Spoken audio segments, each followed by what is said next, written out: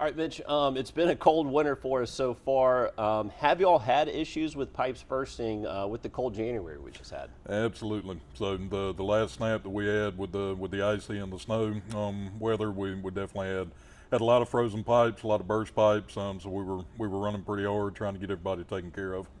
And then, so where are y'all seeing the most issues whenever these temperatures drop? Where are y'all having to respond to the most? So typically it's going to be anyone who has exposed piping is going to be the biggest thing that we see. You need to do whatever you can to protect the plumbing that you do have, especially if it's exposed out in the yard or on the side of the house.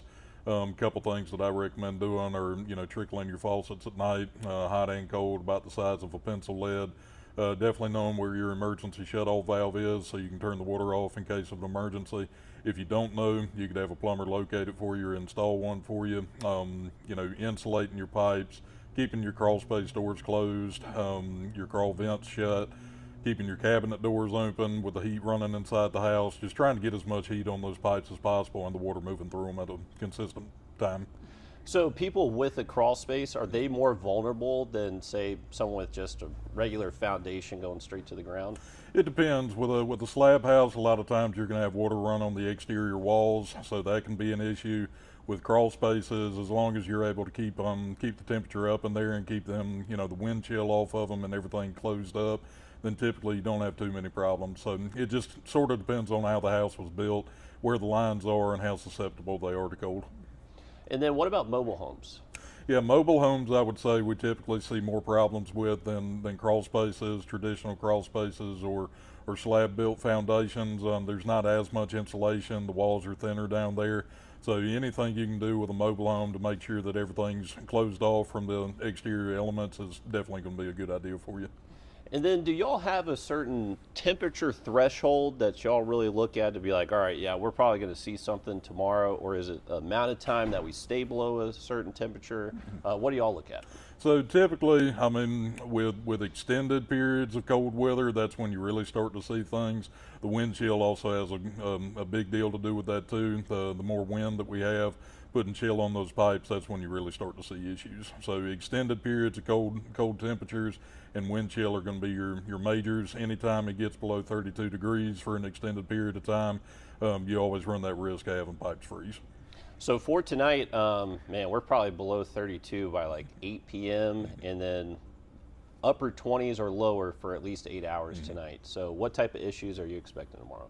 I would expect people who don't take necessary precautions are going to wind up with water leaks, burst lines, frozen pipes. So sometimes they can cause damage, sometimes none at all. Just sort of depends on the situation, but I would really anticipate a lot of people waking up with no water to the house and frozen pipes if they don't take necessary precautions.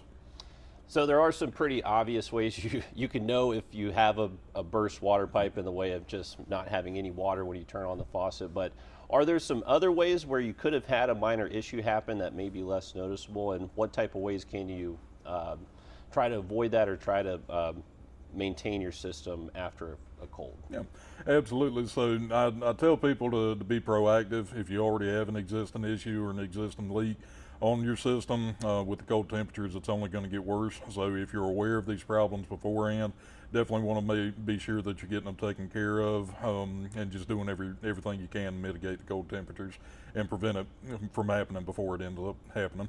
Okay. Outdoor spigots, just where you put in a water hose. Yep. Should those be covered? Absolutely, yeah. So the first thing I tell people is to make sure that you're not leaving the hose connected to it.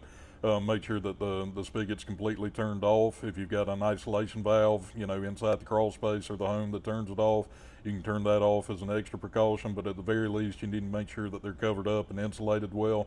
They sell styrofoam covers at Home Depot, Lowe's, any hardware supply store that you can get and put on your hose bibs. You could also just take rags and wrap them around there for any kind of added insulation. Cool. Anything else you want to add I didn't ask you about? Not too much. Just make sure you're dripping your faucets, keep the house warm, cabinets open, know where your shut-off valve is, and if you do have any problems, just have a plumber that you can call. Awesome. Thanks, Mitch. Yep.